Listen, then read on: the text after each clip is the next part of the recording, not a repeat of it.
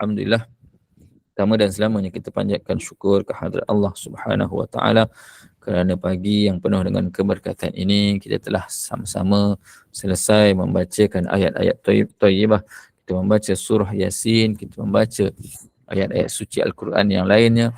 Selawat dan salam kita lafazkan buat junjungan baginda Nabi Muhammad sallallahu alaihi wasallam, lafaz tahlil kita dan juga amal-amal kebajikan yang kita lakukan pada pagi ini. Alhamdulillah, syukur kepada Allah Subhanahu wa taala kerana kita telah melakukan sesuatu perkara yang memang dituntut, yang memang sepatutnya untuk kita laksanakan dengan kita senantiasa membaca ayat-ayat suci Al-Quran. Kerana sesungguhnya barang siapa di kalangan kita, barang siapa di kalangan umat manusia yang tidak mendengar ayat-ayat suci Al-Quran ataupun hadis baginda Nabi sallallahu alaihi wasallam selama 3 hari berturut-turut, maka akan timbullah titik hitam di dalam hatinya. Jadi didoakan semoga seluruh sahabat-sahabat berada dalam keadaan kesihatan, keafiatan yang terbaik insya-Allah.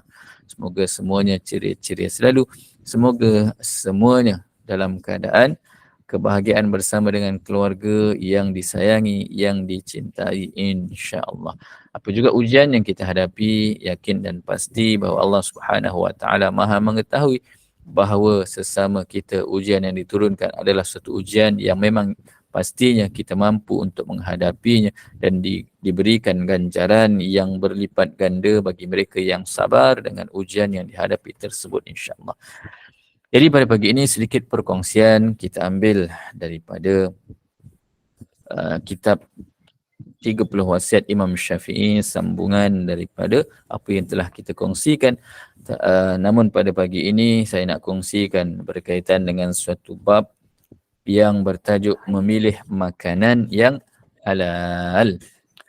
Dalam hadis yang dinyatakan oleh Imam At-Tirmizi, Nabi sallallahu alaihi wasallam bersabda yang bermaksud, setiap daging yang tumbuh daripada makanan yang haram, maka api nerakalah yang layak untuk dirinya.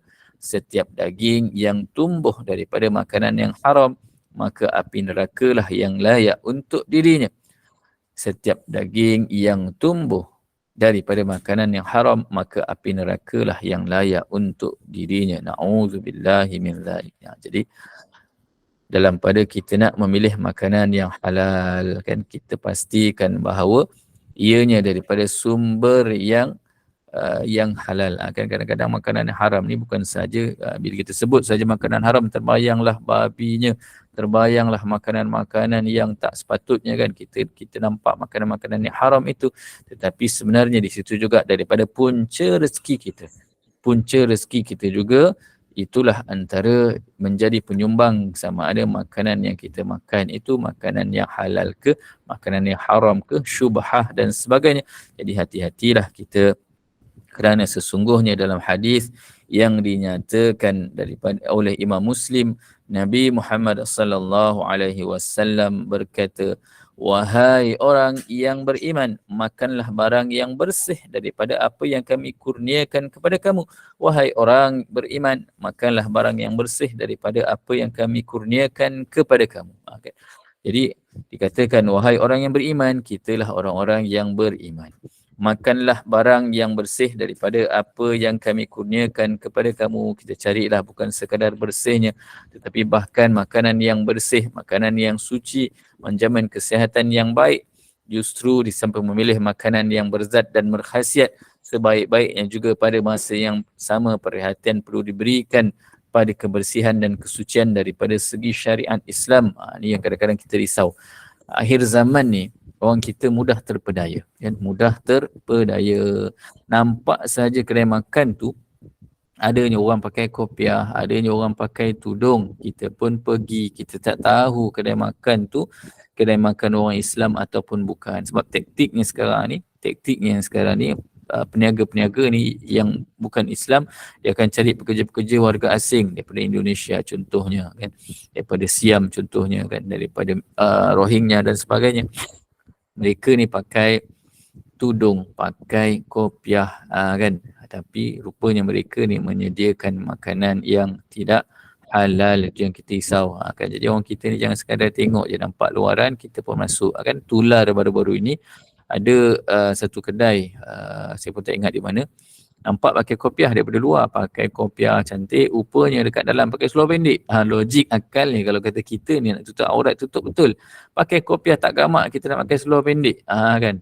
Begitu juga ada setengah kalau kita tengok di kedai-kedai kedai-kedai non-Muslim ni, dia orang ni selamba je kan. Orang-orang yang daripada seberang ni, daripada negara luar ni, mereka pakai, kita tahu mereka orang Islam tetapi mereka kerjanya menjual makanan ayam yang tak sembelih kan, bahkan ada yang menjual khinzir pun mereka sanggup. Mereka kata kami mencari rezeki pak, katanya kan, cari rezeki pak, rezeki yang halal, sabar je, halal ke bendanya. Jadi hati-hatilah. Begitu juga kadang-kadang kita nampak kedai-kedai yang memang berekon, berhawa dingin kan, kita pun main masuk je, kita nampak okey je kan. Jadi kita carilah kan, kita selidik terlebih dahulu sebelum kita masuk agar makanan yang kita nikmati adalah makanan yang bukan saja halal tetapi tayyiban, yang terbaik untuk kita kan. Kerana Islam begitu menitik beratkan dari segi pemakanan kita kan, dan begitu juga setiap rezeki yang kita perolehi juga menjadi penyumbang kepada pembentukan jati diri kita, anak-anak kita, akhlak kita, kepribadian kita. Kadang-kadang kita ni bila mana diuji dengan permasalahan anak yang nakal, diuji dengan permasalahan anak yang tak dengar kata, kadang-kadang bukan setakat anak tak dengar kata, kita sekali tak dengar kata. Kan, ini masalahnya. Anak tak dengar kata tu memang ujian untuk kita. Kita ni yang tak dengar kata. Kan, macam mana yang dikatakan kita ni tak dengar kata? Di masjid duk bunyi azan, laungkan azan, Allahu Akbar, Allahu Akbar. Azan di masjid, kita masih lagi duk tengok sinetron. Kan, azan di masjid kita masih lagi, kalau yang lelaki ni kadang-kadang masih dekat padang bola lagi. Kan. Kalau solat Jumaat, azan kedua berbunyi dah, dia masih lepak kedai lagi, makan dulu, dia kata relax kan, kejap-kejap dah nak habis masuk khutbah kedua kan, barulah kita datang. Kan, kita tak menitik beratkan perkara itu kan. Jadi bila kita kata anak tak dengar kata tu memang ujian untuk kita. Kalau diri kita yang tak dengar kata, Allah Ta'ala perintahkan kita macam-macam, kita tak nak ikut perintah Allah, maka itu juga suatu masalah. Apa puncanya? Antara lain ialah rezeki yang kita perolehi bukan daripada sumber yang bersih, ataupun waktu kerja kita yang sepatutnya 8 jam tapi sebenarnya kita kerja 4 jam sahaja. Ini masalah kan. Masuk kerja pukul 8, kita masuk betul pukul 8, 7.55 kita sampai dah. Pukul 8 kita sampai, kita tak terus buat kerja.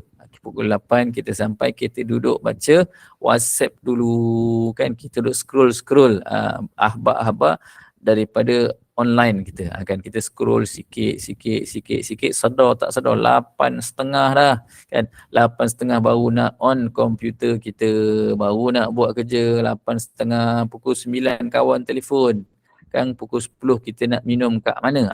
Kan bila kerja kan ada tea break yang pukul 10 hingga 10.15. Jarang-jarang orang minum 10 sampai 10.15, biasanya lajak sampai 10.30 kan. Kadang-kadang bila saya bekerja sendiri kan, jadi kadang-kadang bila saya pergi minum pagi, saya tengok selamba je dia orang ni kan, minum pukul 10 sampai 10 suku. Dia boleh bantai sampai pukul 11 dengan pakai uniform mereka lagi. Allahu Akbar. Begitu juga waktu rehat kita kan. Itu tak kira lagi waktu kerja kita pergi duk surf gunakan kemudahan yang ada di tempat kerja untuk kita kan. Hari ni bulan ni Shopee ada buat ada buat sale berapa hari bulan. Ini bulan ni dah nak habis dah, bulan 2. 2 hari bulan 2 nanti apa dia punya ni? 2 hari bulan 2 ataupun 4 hari bulan 2 ke kan. Jadi sempat lagi layan sale. Lepas tu mengoder menggunakan kemudahan yang ada. Jadi rezeki-rezeki yang kita perolehi itu adalah rezeki yang tak suci dan bersih sebersih-bersihnya. Jadi bila mana kita diuji dengan permasalahan-permasalahan dalam keluarga kita, mungkin ada kalanya sesekali kita muhasabah, adakah rezeki yang kita perolehi yang sepatutnya kita kerja 8 jam, yang sepatutnya kita kerja 10 jam, adakah rezeki tersebut benar-benar rezeki yang halal untuk kita?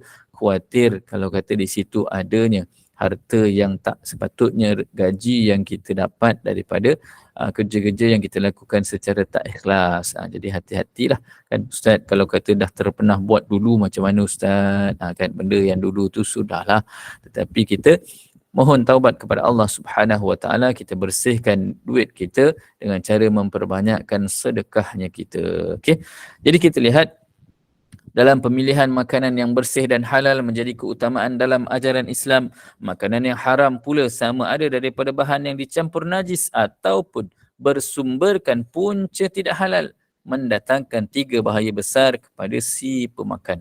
Jadi kerana apa kita risau bila mana harta yang kita perolehi daripada sumber yang tidak halal ataupun makanan itu sendiri daripada bahan-bahan yang dicampur dengan najis ataupun dicampur dengan bangkai. Apa maksudnya dicampur dengan najis kan? Mungkin dicampur dengan arak ataupun daripada makanan yang tidak halal kan, kita main beli je kan, ayam sembelih tak sembelih tak tahu, kan main beli je, ada offer, orang kata offer dekat pasar raya sekian-sekian, kita tak tanya pun kan, jadi kita main beli saja. Jadi kita risau kerana di situ ada 3 bahaya besar yang menanti bagi mereka yang tidak menjaga makanannya daripada sumber makanan yang haram, daripada sumber makanan yang syubhah dan lain-lain. Iaitu yang pertama, makanan itu mempengaruhi jiwa pemakannya sehingga dia lebih gemar melakukan kejahatan dan maksiat serta benci kepada kerja kebajikan dan ketaatan. Ini yang kita katakan hati kita mati disebabkan rezeki yang kita nikmati, yang kita perolehi. Hati kita jadi hitam sebab apa?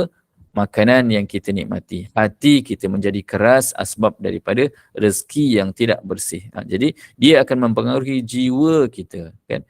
Kalau kita bagi makan anak isteri kita, maka dia juga akan mempengaruhi jiwa anak isteri kita. Sehingga mana menyebabkan gemar melakukan kejahatan, gemar melakukan kemaksiatan dan benci bila mana nak melakukan kebajikan. Kan orang minta sedekah, kita rasa asyik-asyik minta sedekah. Asyik-asyik minta sedekah. Kalau kita mampu sedekahlah. Kita tak mampu diam-diam, jangan kita caci dia. Jangan kita maki dia. Kan ini yang dikatakan tadi, bila mana ia mempengaruhi jiwa kita dan juga anak-anak kita kan, isteri kita. Jadi jangan kita nak salahkan orang lain. Kenapalah kan, kadang-kadang kita kata kenapalah anak kita ni degil sungguh, cakap tak mau dengar. Kan kita cakap A, dia cakap B. Suami begitu juga kan. Kita tengok kenapa suami kita ni, ya Allah, susah benar kalau kata nak suruh pergi masjid, nak suruh pergi surau, nak pergi join kuliah, kan payah apa benar. Jadi kita cek balik sumber rezeki kita. Begitu juga kalau kata diri kita sendiri yang paling penting, kita muhasabah diri kita. Kenapalah nak buka Quran payah sungguh. Kalau tak adalah kuliah GNI pagi-pagi, belum tentu kita nak buka Quran. Waktu lain tak ada masa, kita sibuk dengan dunia. Maka duduk muhasabah diri kita, rezeki kita diperolehi daripada mana. Takut-takut rezeki kita ambil daripada harta yang sepatutnya kita agihkan sesama adik-beradik kita kan. Faraidnya kita bedal seorang-seorang. Kan ini kadang-kadang tak perasan. Jadi muhasabah diri kita, makanan yang kita perolehi daripada mana. Okey. Sebab saya risau juga kan bila kita cerita tentang anak-anak, tentang zuriat baru-baru ni, alhamdulillah saya diberikan peluang bersama-sama dengan Al-Fadil Ustaz Dr. Ashraf Suarin kan, sepentas dengan beliau dalam satu karnival mega, karnival Gema Selawat. Apa yang dikongsikan oleh Dr. Ashraf Suarin, dia katakan apa dia? Bila dia katakan, mula-mula saya kongsilah cerita bagaimana saya terlibat dalam satu operasi mencegah ponting anak-anak sekolah kan. Dalam peristiwa tersebut, peristiwa pula, semasa proses yang berjalan tersebut, saya bawa sempat orang kan, saya join dengan dia orang ni ke shopping komplek nak cari kan budak-budak sekolah yang ponting. Guru yang join program tu dia kata apa? Kata, Ustaz, kami risau Ustaz, anak-anak sekolah sekarang ni, mereka ni, waktu tu cerita saya rasa hampir 10 tahun lepas ataupun 7-8 tahun lepas waktu tu. Saya ingat lagi. Ustaz ni kata, guru ni kata, Ustaz jangan terkejut Ustaz. Kan zaman sekarang ni, waktu tu dia katakan pelajar-pelajar perempuan ni, mereka boleh menjual diri mereka. Macam mana cara mereka menjual diri mereka? Kan waktu tu, waktu zaman kita pakai kita nak top up handphone kita prepaid, kita guna kad yang gores tu. Siapa ingat lagi? Kalau siapa ingat lagi maknanya semakin berusia lah kita. Sekarang tak jumpa dah gores tu kan. Dia kata macam mana mereka buat balik daripada sekolah, mereka balik ke rumah. Ada masa contoh mereka balik pukul 1, jadi ada masa jam 2 sampai jam 6 sebelum ibu ayah mereka balik. Kan? Waktu tu mereka boleh menjual diri mereka dengan cara, minta maaf saya sebut kalau kata pegang sebelah atas top up RM5 contoh. Kalau pegang sebelah bawah mahal sikit, kalau pegang satu body top up RM50 contoh begitu. Saya duk cerita benda tu, saya rasa Allah, benda tu dah rasa seram sangat dah. Sebab apa? Kejadian tu berlaku di sekolah kawasan kampung dan majoritinya adalah orang Melayu kita. Bayangkan kan. Rupa-rupanya bila saya kongsikan cerita tu, Dr. Ashraf cerita, dia kata sewaktu dia bertugas tahun 2006, dia kata 2006 lagi, maknanya lebih kurang 18 tahun yang lepas dia bertugas di Kuala Selangor. Dia kongsikan, dia kata apa dia? Kata kalau tahu di Kuala Selangor tu ada satu tempat yang popular, iaitu tempat bila mana kita jumpa saudara mara kita. Kat mana? Bukit Melawati. Atas bukit tu banyak monyet. Kan. Jadi kat situ tu dia kata Ustaz, dia kongsikan, dia kata kepada seluruh tetamu yang hadir, dia katakan waktu hari Jumaat, pelajar-pelajar perempuan yang tak solat, mereka menjual diri mereka di atas bukit tu secara touch and go. Kan sama kaedahnya. Nak RM5, RM10, RM20, RM30, RM50, macam tu je, datang touch and go. Bayangkan, rupanya bila mana baru-baru ni saya terlibat dengan program retreat AJK Masjid, seorang guru kongsi kepada saya, dia kata, Ustaz, itu cerita lama Ustaz. Yang terkini Ustaz, pelajar-pelajar ni mereka menjadi GRO secara online. Mereka belajar, masih lagi student, masih lagi pelajar sekolah menengah. Mereka jadi GRO secara online dalam keadaan tak tahu siapa bapa ayah mereka. Mereka boleh jalankan kegiatan mereka itu dalam keadaan tak disedari pun. Sebab apa? Masing-masing online, kita sendiri pun kan, secara jujurnya kadang-kadang kita tak ada masa pun kita nak cek anak kita buat online apa dalam bilik dia. Kan? Dalam handphone dia apa yang mereka buat. Jadi ini yang kita risaukan. Jadi bila mana berlaku begini, kita risau akan perkara-perkara yang tak sepatutnya berlaku, maka kita muhasabah diri kita atas rezeki yang kita perolehi. Risau antara puncanya berlaku masalah sosial, kan, berlakunya masalah anak-anak yang tak dengar kata, rupanya berpunca daripada kita. Kita duk menangislah, ya Allah, kenapalah aku diuji dengan anak-anak yang sebegini, kenapalah aku diuji dengan ujian yang berat, tetapi kita lupa nak muhasabah diri kita dari sumber mana rezeki yang kita perolehi tersebut. Allahu Akbar, kan. Jadi kita lihat itu yang pertama. Baru yang pertama rupanya. Kan dia ada 3 je, nasib baik 3, tak ada 20. Okay. Yang keduanya, asbab daripada rezeki yang tidak halal yang kita perolehi, makanan yang haram yang kita makan, yang kita berikan kepada anak kita, keluarga kita. Ini juga satu perkara yang merisaukan kita.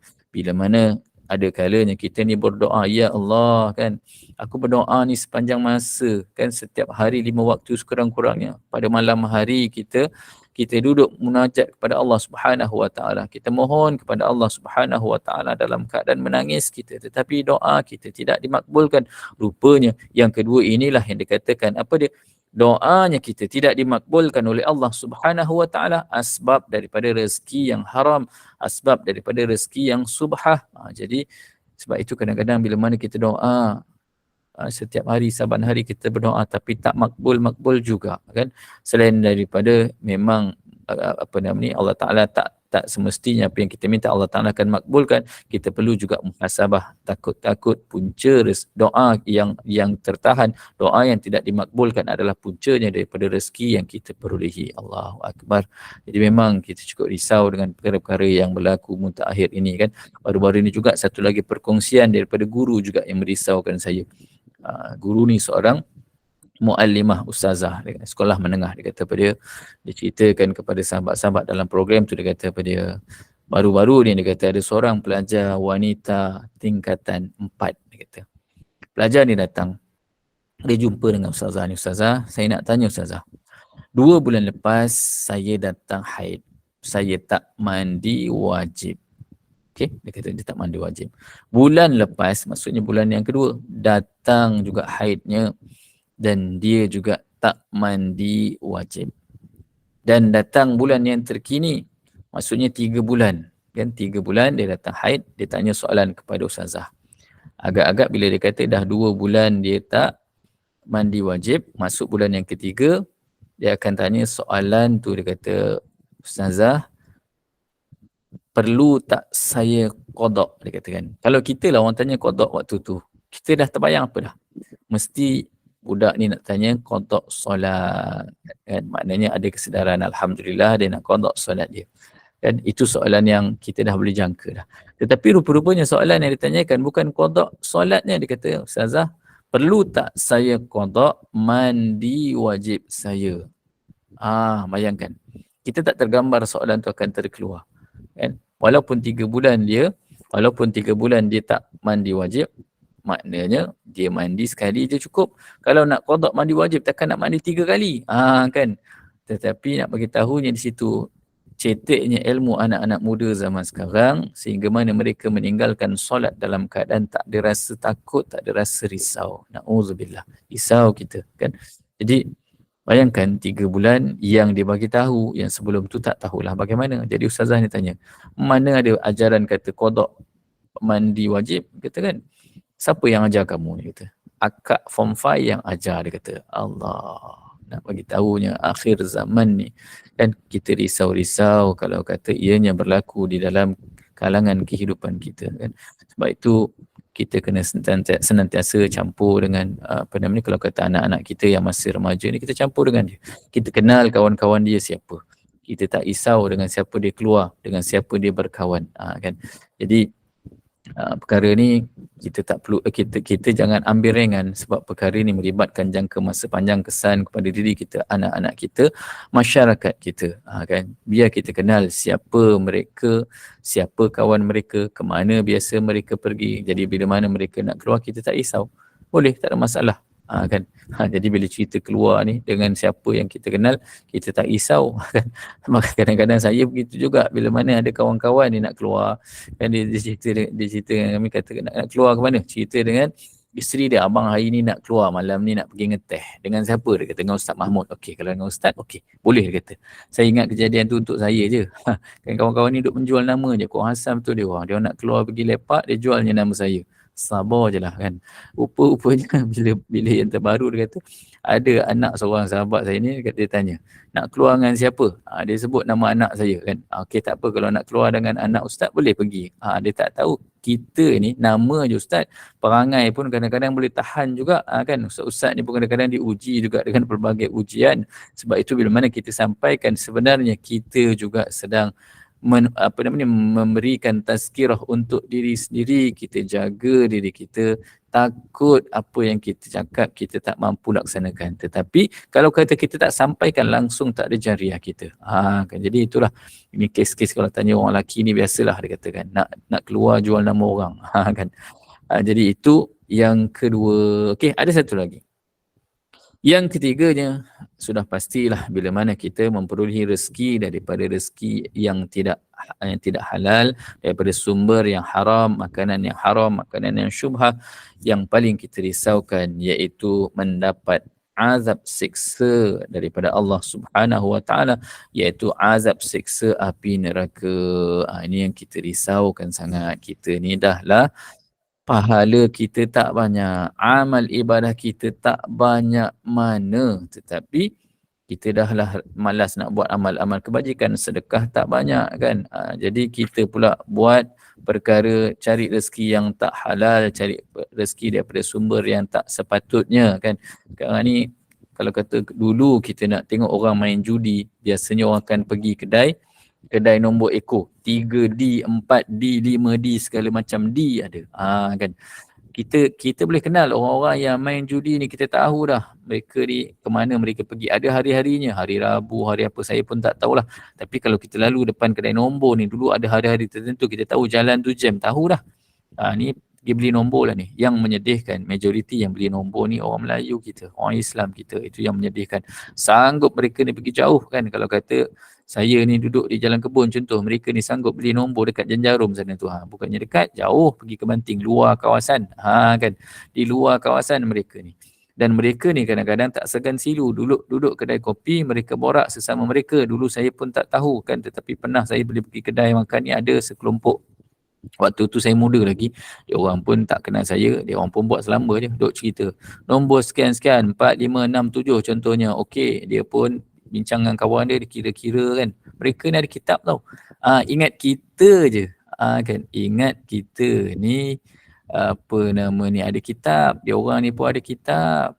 Kan, saya pun baru tahu kan, sebelum ni dia orang kata dia orang pun ada kitab dia tu macam-macam kira-kiraan dia orang ni, perkiraan dia orang.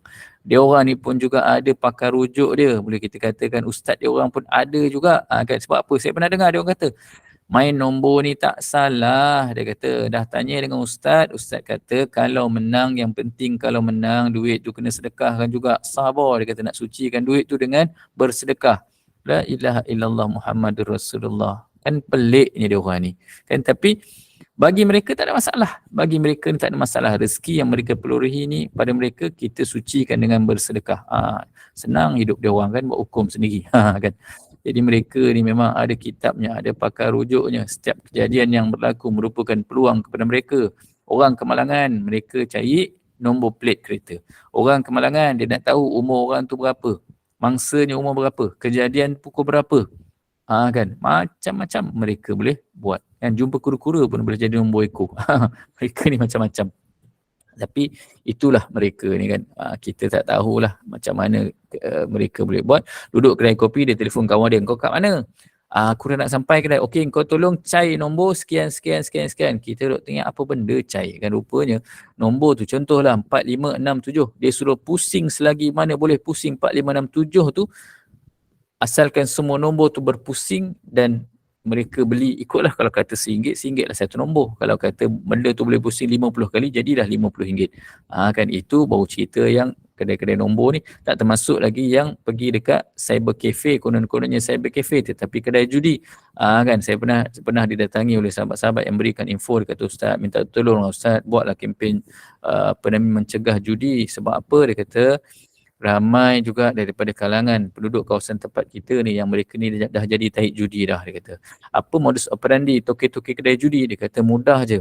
Dia akan cari, dia ada informer dia daripada kalangan orang-orang kampung. Dia kata kenal, okey, orang ni, dia ni ada pengaruh, dia ni ramai follower dia. Kalau kata kita bagi dia menang sekali, dia akan cerita dengan kawan-kawan dia, dia menang dapat sekian-sekian. Kemudian nanti kawan-kawan dia pun akan ikut. Rupanya ada macam tu juga kan.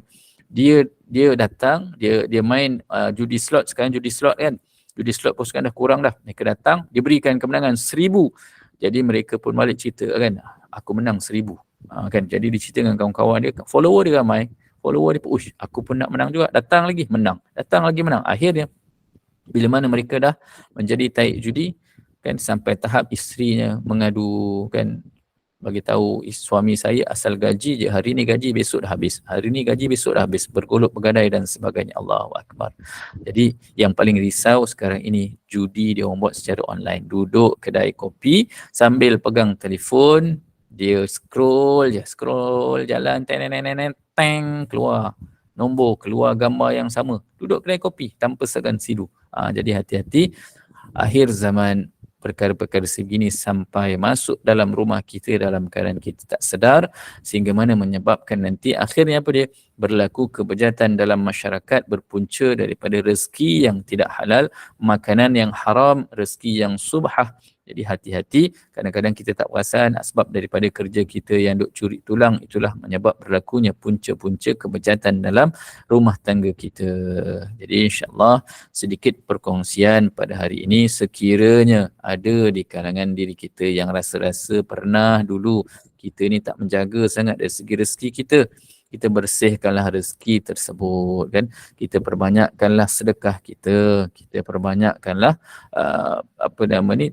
kita infakkan kembali keuangan kita dengan niat untuk membersihkan. Mungkin waktu zaman muda kita dulu, mungkin waktu kita bekerja dulu, adalah rezeki-rezeki yang kita rasa macam tak berapa nak bersih sumbernya. Semoga Allah Ta'ala membersihkan sumber-sumber rezeki tersebut, dan masalah-masalah yang kita hadapi akan dapat diselesaikan. Asbab daripada pembersihan harta yang ada pada diri kita, asbab daripada pembersihan penyucian rezeki yang kita perolehi selama ini dalam keadaan yang mungkin kita tak sedar rupanya. Itulah punca dan juga asbab berlakunya anak-anak yang tak nak dengar kata, punca berlakunya suami yang tak nak dengar kata, punca berlakunya isteri yang payah nak dengar kata, punca hati kita keras, punca hati kita tak nak hadir majlis ilmu, punca mulut kita malas nak melafazkan zikir, punca mata kita malas nak melihat dan membaca, mulut kita nak membaca Al-Quran. Jadi insya-Allah asbab daripada apa yang kita lakukan membersihkan rezeki kita, membersihkan sumber pendapatan kita, insya-Allah Allah Taala akan memberikan jalan keluar, melembutkan hati-hati kita untuk lebih mendekatkan diri kita kepada Allah Subhanahu wa taala, insya-Allah. Mohon maaf atas segala salah silap sepanjang perkongsian. Setiap satu yang baik datang daripada Allah Ta'ala. Kelemahan adalah khilaf daripada diri saya sendiri. Semoga Allah Subhanahu Wa Ta'ala terus mengikatkan hati-hati kita dengan keimanan dan juga ketakwaan kita kepada Allah Subhanahu Wa Ta'ala.